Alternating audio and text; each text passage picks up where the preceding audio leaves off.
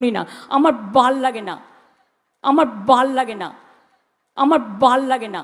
যা আপনারা উনি বয় আঁকা দিয়ে দুটো যে দু অক্ষরের শব্দ যেগুলো ক্লাবে লোকে ছেলেরাও দেয় না জোরে জোরে, সেই শব্দ তিনি আকছা 3-4 বার মঞ্চে দাঁড়িয়ে ব্যবহার করেছেন। জানি না আমাদের এখানে ভাষা টাষা ইত্যাদি নিয়ে বিভিন্ন রাজনৈতিক দল সম্পর্কে কম বেশি যে মিডিয়ারা বড় বড় কথা বলে, তারা মুখ্যমন্ত্রীর এই শব্দটা অয়াকা দিয়ে দু অক্ষরের কোথাও চন্দ্রবিন্দু লাগানো আছে বা নেই সেইটা নিয়ে কেন টকশো করে না বা আলোচনা করে না জানি না। আপনি কিনে কচি ডাব খান, আপনার শরীরের জন্য ভালো, আপনি আমার মায়ের বয়সী, বা যারা তৃণমূলের নেতারাও রয়েছেন, একদিন নিজেদের পয়সায় কিনে ডাব খান, দেখবেন শরীরে পুষ্টি হবে, স্যালাইন ওয়াটারের কাজ করে, নির্বাচনে আরও মিথ্যে কথা বলবার আরও স্পিরিট পাবেন। কিংবা কে বলতে পারে, তার মুখ থেকে যে ভাষা আমরা শুনতে পাচ্ছি তা প্রমাণ করে দিয়েছে তিনি যে কোনোভাবেই পশ্চিমবঙ্গে কোনো জায়গায় মানুষকে টুপি পরিয়ে ক্ষমতায় আসতে পারবেন না, তা নিয়ে তিনি বিভ্রান্ত হয়ে গেছেন। শহরকে আমরা প্রতারণা করে ড্রেন পাঁকের জলে চুবিয়েছি, তাই আমাদের ভোট দিন, যাতে আবার আমরা পরিষ্কার হাজার হাজার চাকরি চুরি করতে পারি, তাই আমাদের ভোট দিন। তাই মমতা বন্দ্যোপাধ্যায় কি বলবেন, যে যাতে আমরা আবার গরিবের চাল ডাল রেশন কেন্দ্র থেকে পাঠানো আবাস জব কার্ডের টাকা যাতে আবার চুরি করতে পারি, তাই আমাদের ভোট দিন। তোমাদের যারা ভোট দিল সেই ভোটারদের তার বদলে কি দিলে? ড্রেনের জল, ম্যালেরিয়ার মশা, আস্তা কুঁড়, ভ্যাট, ময়লা, রোগ জীবাণু ছড়াচ্ছে। 3-4টে হেলথ সেন্টার শিবপুরের বুকে ছিল, সেগুলো অচল প্রায় করে দিয়েছ তোমরা। কেন? যাতে প্রাইভেট নার্সিংহোমে এখানে চিকিৎসা না পেয়ে ওখানে গিয়ে যাতে গরিব মানুষের পকেটটা খালি হয়ে যায়, মায়ের গয়নাটা বেচতে হয় তার বাচ্চা বা তার বাবা মায়ের চিকিৎসার জন্য। সম্মানীয় মুখ্যমন্ত্রী মাঝে মধ্যেই দেখবেন যে ন্যাশনাল মিডিয়া থাকলে ঝরঝরে হিন্দিতে কথাবার্তা বলেন, আবার সেই হিন্দি ভাষায় তিনি বলছেন ওরা কি বলে টলে বুঝি না। দেখুন, উঠতে বসতে তৃণমূল দল যে মিথ্যে কথা বলে, মানুষকে যে ভুল বোঝাবার চেষ্টা করে সবার জানা। আমি সম্মানীয় মুখ্যমন্ত্রী, তিনি আমারও মুখ্যমন্ত্রী, আমি তার উদ্দেশ্যে একটাই কথা বলবো, যে সম্পূর্ণ তৃণমূলের পদ্ধতির বাইরে মুখ্যমন্ত্রী আপনি বেরিয়ে আসুন, বেরিয়ে এসে ডাব খান এবং কিনে।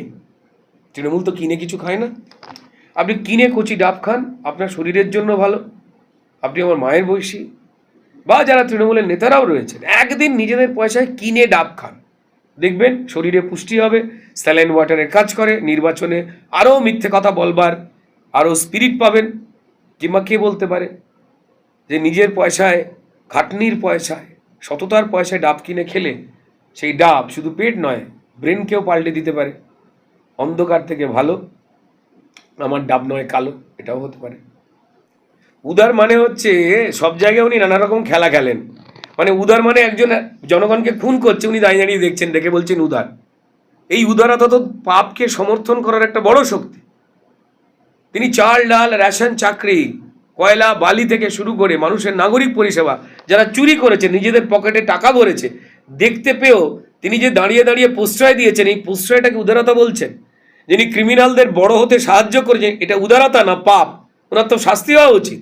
একজন প্রশাসনিক চেয়ারে বসে তিনি নিজের এমএলএ এমপি কাউন্সিলর সবাইকে চুরি করতে দেখছেন, জনগণের জন্য খরচ হবার টাকা নিজেদের পকেটে পুরে দুর্নীতি করতে দেখছেন। তিনি কাউকে অ্যারেস্ট করেছেন? কেউ দেখেছেন কোনোদিন? তিনি বলছেন উদার।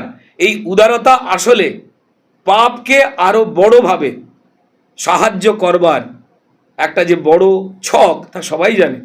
উনি বিভ্রান্ত হয়ে গেছেন, কি বলবেন তিনি বুঝতে পারছেন না, যে কেন পশ্চিমবঙ্গে তার সরকারকে নিয়ে আসা উচিত। তিনি বিভ্রান্ত হয়ে গেছেন, তাই যাকে যেখানে পাচ্ছেন আজে বাজে কথা বলছেন। একজন সম্মানীয় মুখ্যমন্ত্রী, এখনো তো তিনি 4 তারিখ অবধি তো মুখ্যমন্ত্রী, আমারও মুখ্যমন্ত্রী, সবার মুখ্যমন্ত্রী।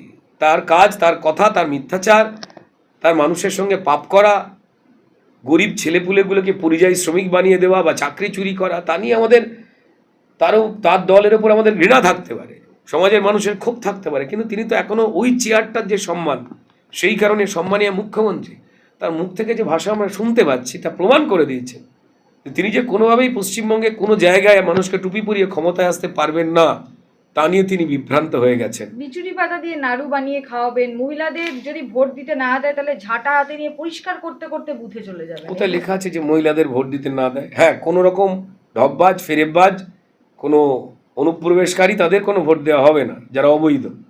দেশের মানুষ ভোট দেবেন, তিনি হিন্দু মুসলমান শিখ খ্রিস্টান যেই হন, এটা নিয়ে তো কোনো মানুষের মাথা ব্যথা নেই। মানুষ কোনো কিছু বলছিল না, মানুষকে খেপাবার চেষ্টা করছে। যাতে ইলেকশনে রক্ত ঝরে তার একটা বাতাবরণ তৈরি করছে। এবং ওনাদের হয়ে তোলাবাজিতে যে যে কিছু পুলিশকর্মী জড়িয়ে রয়েছে এখনও, থানার মেজবাবু টেজবাবুরা, যাদের চাকরি পাল্টায় না, ওই একই থানায় থেকে যায়, তারা তো দু একটা জায়গায় গন্ডগোল করছে, তবে তাদের ঠান্ডা হয়ে যাবে। সংবিধান মেনে তাদের চলতে হবে, আইন মেনে তাদের চলতে হবে। এখনও যদি তারা ভাবেন যে তৃণমূলের থেকে আমি পয়সা করে নিয়েছি, তৃণমূল সেই প্রমাণটা রেখে দিয়েছে, তাই আমায় দুর্নীতিটা করতে হবে, তাকে বলবো যে স্যার কপালটা মুছুন, ঘাম জমছে, মানুষের সঙ্গে অন্যায় করছেন, ভালো হবে না। আইপ্যাকও তো সাথ দিল না, আইপ্যাকেরও তো দোকান বন্ধ হয়ে গেল। দেখুন কে প্যাক খুলেছে আর প্যাক বন্ধ করেছে তা নিয়ে আমাদের ইন্টারেস্ট নেই। আইপ্যাক তৃণমূলের দুর্নীতিকে সামলাবার অফিসিয়াল একটা এজেন্সি, তা মানুষ বলেন। এর আগে আমরা দেখতে পেয়েছি যে কয়লা ঘোটালা 2700 কোটি টাকা, যে ফাইলটা মমতা বন্দ্যোপাধ্যায় লুট বা চুরি করলেন, যে মামলা চলছে এখনো সুপ্রিম কোর্টে, সেখানে ইডি সিবিআই কি করতে এসেছিল? 2720 কোটি টাকার যে হাওয়ালার টাকা, অবৈধ টাকা, তা আইপ্যাকের কোম্পানি দিয়ে রুট হয়েছে। তাদের বাঁচাবার জন্য, কোনো পাপ লুকোবার জন্যই তো মমতা বন্দ্যোপাধ্যায় অবৈধভাবে, বেআইনিভাবে তিনি ফাইলটা বার করে নিয়ে চলে গেছেন। এ সবাই তো জানে। আইপ্যাকের কোন এক কর্তাও শুনলাম তিনি গ্রেপ্তার হয়েছেন। অন্যায় করলে গ্রেপ্তার হতে হবে, অন্যায় করলে তো যেতেই হবে আইনের আওতায়। এখানে তো আমরা কেউ কিছু করতে পারবো না। দল মত, আপনি হিন্দু না মুসলমান, আপনি শিখ না খ্রিশ্চান, আপনি শ্রমিক না কৃষক না চাকুরিজীবী না ব্যবসায়ী না শিল্পী না স্পোর্টসম্যান, এ তো কোনো কিছু কাজে লাগে না। কিন্তু ভোট তৃণমূল যেখানে যেখানেই ঢুকেছে, যাদের যাদের সঙ্গে সম্পর্ক পাকিয়েছে, তারা না মানুষকে অবৈধ কাজটাকে বৈধ ভাবা শিখিয়েছে, অপরাধকে সঠিক কাজ করা ভাবা শিখিয়েছে। তারা অন্যায়কে ও কিছু হবে না, ন্যায় আমরা তো আছি, এইটা ভাবা শিখিয়েছে। যারা এখান থেকে বেরিয়ে আসতে পেরেছেন ভালো, যারা ওই পাকে জড়িয়েছে বা যারা একটু সহজ সরল, তারা হয়তো গন্ডগোলের মধ্যে পড়ে গেছেন। আমি চাই যে সবাই আইনি সাহায্য নিয়ে, কোনো কিছু না করলে তো কেউ ডেকে পাঠাতে পারে না। মমতা বন্দ্যোপাধ্যায় যতই মিথ্যে কথা বলে গুলিয়ে দেওয়ার চেষ্টা করুন, তো তাই নুসরাতকে ডাকা হয়েছে শুনলাম, খারাপ লাগলো। এর আগেও হয়েছিল এইসব, দেবকেও ডাকা হয়েছিল, খারাপ লাগে। কাউকে এমনি এমনি ডাকা হয় না কোনো একটা নির্দিষ্ট প্রমাণ না থাকলে, কারণ প্রত্যেকেরই কড়া কড়া দামি দামি আইনজীবী থাকে, তাদের আইনজীবীরাও এটা আটকাতে পাচ্ছেন না, কারণ কিছু ঘটনা তো ঘটেছে। আমি চাই যে আমার সব শিল্পী বন্ধুবান্ধব যারাই রয়েছেন, তারা এই ধরনের যে অস্বস্তিকর পরিবেশ, সেখান থেকে বেরিয়ে আসুন। এটা তখনই সম্ভব হবে যখন তারা মানুষকে লুট করা, তৃণমূলকে সাপোর্ট না দিয়ে, তাদের সঙ্গে ঘুরঘুর না করে, যারা মানুষকে লুট করছে, আমাদের যারা বিখ্যাত বানিয়েছে বা জনপ্রিয় বানিয়েছে বা আশীর্বাদ করেছে, তারা তো সাধারণ মানুষ, তাদেরই যারা লুট করছে, এনারা যদি তাদের পাশে থাকেন, তারা তো মানুষকে কষ্ট দিচ্ছেন। তো এখান থেকে বেরিয়ে আসা উচিত। আর মমতা বন্দ্যোপাধ্যায় একটা কথা সম্পর্কে বলবো, পশ্চিমবঙ্গের বাচ্চা বাচ্চা জেনে গেছে। দেখুন, সব চাকরিতে না ছুটি হয় একদিনে। যিনি চাষ করেন তিনি একটু ছুটি নেন একদিনের জন্য, যিনি শ্রমিক তারও ছুটি, যিনি চাকরি করেন তারও ছুটি, যিনি ব্যবসায়ী তিনিও একদিন ছুটি নেন। কিন্তু মমতা বন্দ্যোপাধ্যায়ের কোম্পানিতে লুঠের কাজ করা তৃণমূলের নেতারা দুর্নীতি করবার জন্য একদিনও ছুটি নেন না। বেচারাদের বউ বাচ্চারা মাঝে মাঝে বাবা কেমন দেখতে ভুলে যায়, বাবা সারাদিন লুঠের কাজে ব্যস্ত। তো যদি এরা 365 দিনই লুট করে, 365 দিনই তো আদালতের নির্দেশ মেনে, আইন মেনে, ইডি সিবিআই বা যে কোনো এজেন্সি, তাদেরও তো খাটনি বেড়ে যায়, তারাও ছুটি তো পাচ্ছে না এদের জন্য। তারা তো ছুটি চায় যে সপ্তাহে একটা দিন পশ্চিমবঙ্গে কেউ দুর্নীতি করবে না বাবা, আমাদের দৌড়তে হবে না।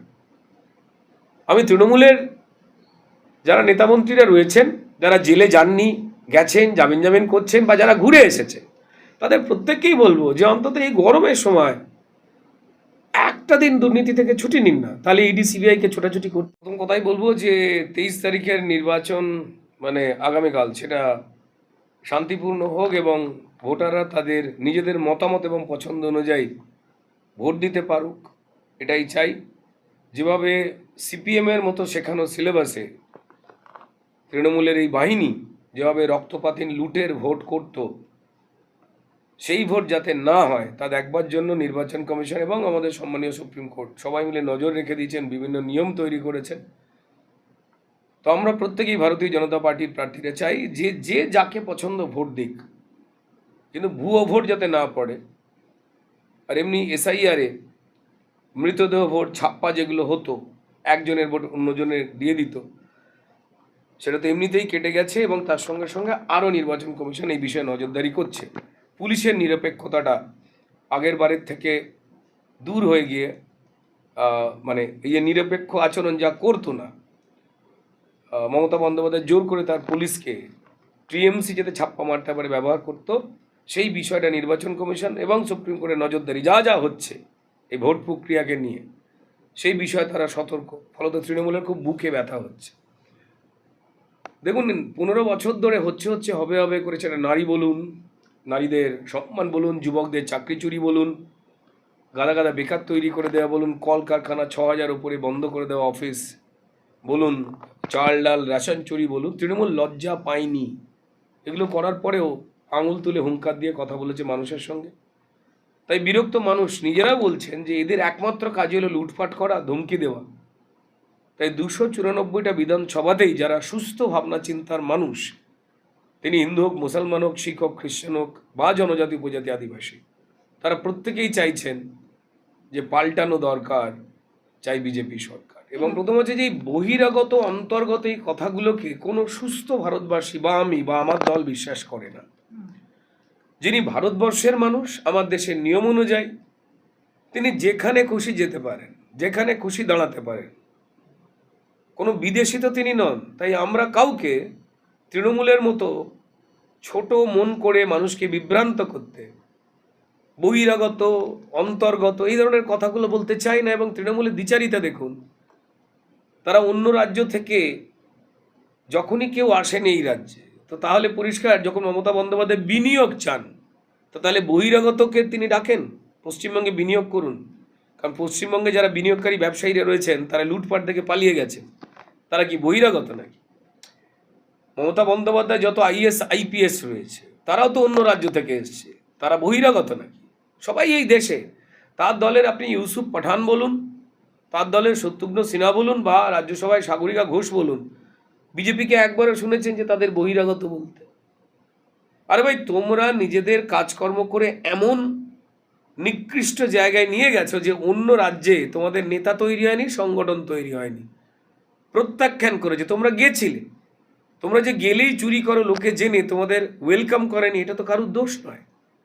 যখন তোমাদের দলেই অন্য রাজ্যের মানুষেরা প্রার্থী হয়, এমপি এমএলএ রাজ্যসভায় যায়, তখন তোমাদের এই বহিরাগত কথাটা কোথায় থাকে? আমরা তো বলি না, আমরা বিশ্বাসই করি না। হ্যাঁ, হতেই পারেন যে ইউসুফ পাঠান বা শত্রুঘ্ন সিনহা বা সাগরিকা ঘোষ তারা পশ্চিমবঙ্গের সম্পর্কে কিছু জানেন না। যদি থাকা শুরু করেন, যদি বোঝা শুরু করেন, তাহলে জানবেন। আমরা এইটুকু এক্সপেকটেশন রাখি, ঠিক আছে? প্রচুর বাড়ির লোক বাড়িতে থেকেই তো বাড়ির কাজ করেন না, তাহলে অন্তর্গত বহিরাগত এসবের ভ্যালুটা কোথায়? কাজের মানুষ হতে হবে। মানুষের দুঃখ যন্ত্রণা যা রয়েছে, তার নাগরিক সম্মান বা অধিকার যেটা রয়েছে, সেটা যে দিতে পারবে, সেই বহিরাগত এবং অন্তর্গত।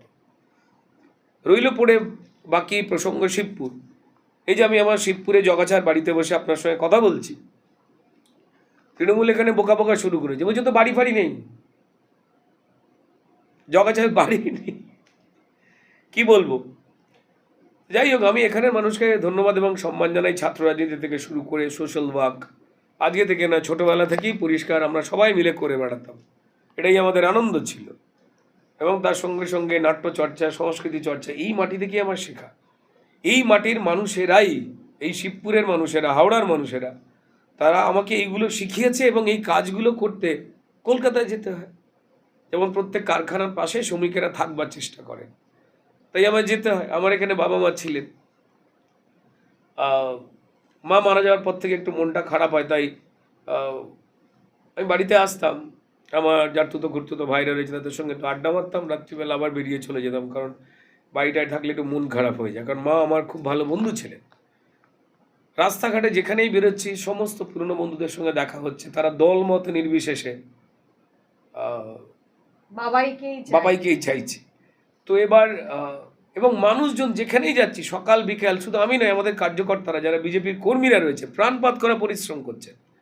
সকালবেলা 9টা-10টা থেকে এই ঠাঠার উদ্দূরে দুপুর 2টো অবধি কনস্ট্যান্ট বাড়ি বাড়িতে গিয়ে জনসংযোগ, আবার একটুখানি রেস্ট নিয়ে বিকালবেলা 4টে-5টা থেকে রাত 8টা অবধি জনসংযোগ, আবার কোথাও স্ট্রিট কর্নার চলছে সেখানে যাওয়া, কেউ থেমে নেই। এবং যেখানে যেখানেই যাচ্ছে সেখানে সেখানের গলি পাঁক, নোংরা ময়লা ভ্যাট, জমা জল, বৃষ্টি হোক আর না হোক ড্রেনের জল ঘরে। এই চিত্রগুলো যখন তুলে ধরছি, বাড়ি থেকে মায়েরা বোনেরা বেরিয়ে এসে তারা শুধু ছবি তুলছেন এমন নয়, তারা জানাচ্ছেন খুঁটিয়ে খুঁটিয়ে যে 15 বছর ধরে কি কি করেনি তৃণমূল, অভিযোগ। আমরা বিশ্বাস করেছিলাম, ভোট দিয়েছিলাম। এই দেখুন ভ্যাটটার অবস্থা দেখুন, ছোট এইটুকু বাচ্চা, আপনারা ভিডিও দেখুন, আমি ফেসবুকে ছেড়েছি। কে শিখিয়ে দিয়েছে ওই বাচ্চাটাকে বলতে? সে স্কুলে যেতে পারে না।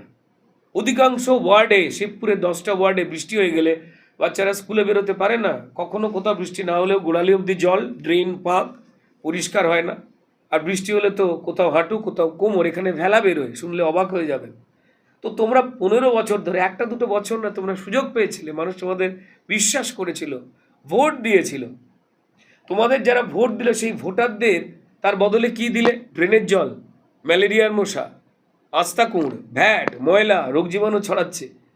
3-4টে হেলথ সেন্টার শিবপুরের বুকে ছিল, সেগুলো অচল প্রায় করে দিয়েছো তোমরা। কেন? যাতে প্রাইভেট নার্সিংহোমে এখানে চিকিৎসা না পেয়ে ওখানে গিয়ে যাতে গরিব মানুষের পকেটটা খালি হয়ে যায়, মায়ের গয়নাটা বেচতে হয় তার বাচ্চা বা তার বাবা মায়ের চিকিৎসার জন্য। এখান থেকে পরিত্রাণ চাইছেন মানুষ, তারা কথা বলছেন রোদে ঘামে পুড়ে। সমস্ত কার্যকর্তারা যে পরিশ্রমটা করছেন তা দিয়ে পরিষ্কার শিবপুরের মানুষ দলমত নির্বিশেষে, তারা আমার কাছে কেউ ভোটার না, তারা আমার প্রতিবেশী, তাদের যে হাল করে রেখে দিয়েছে, আপনারা যদি আমার ছবিগুলো ভিডিওগুলো দেখেন চোখে জল চলে আসবে। তারা পরিষ্কার ভারতীয় জনতা পার্টিতেই আস্থা রাখতে চাইছেন। তাই তৃণমূলের যিনি প্রার্থী হয়েছেন তিনি তো বালি বিধানসভায় জেতা প্রার্থী, তিনি কেই এমন ম্যাজিক করলেন বালিতে যে বালির মানুষের ক্ষোভে তিনি বালিতে দাঁড়াতে পারলেন না। আর তার হয়ে যিনি তৃণমূলের এখন বালির ক্যান্ডিডেট হয়েছেন তিনি গলিতে গলিতে ক্ষমা চেয়ে বেড়াচ্ছেন মানুষের কাছে যে বালির বিধায়ক রানা চ্যাটার্জি তিনি যা অরাজকতা করে গেছেন, যে যে কাজগুলো করেননি, সেই ক্ষোভে আমায় ভোট দেবেন না একটা, এমনটা করবেন না। যাই হোক, ওখানে আমাদের লড়াকু বিজেপির অন্য প্রার্থী রয়েছে সঞ্জয় সিং, তিনি বিরাট ফাইট দেবেন এবং তিনি জিতবেন, সেই কথা মানুষ বলছে। তো যাই হোক, যিনি এই শিবপুরের লাগোয়া বিধানসভাকে ডুবিয়ে এসেছেন,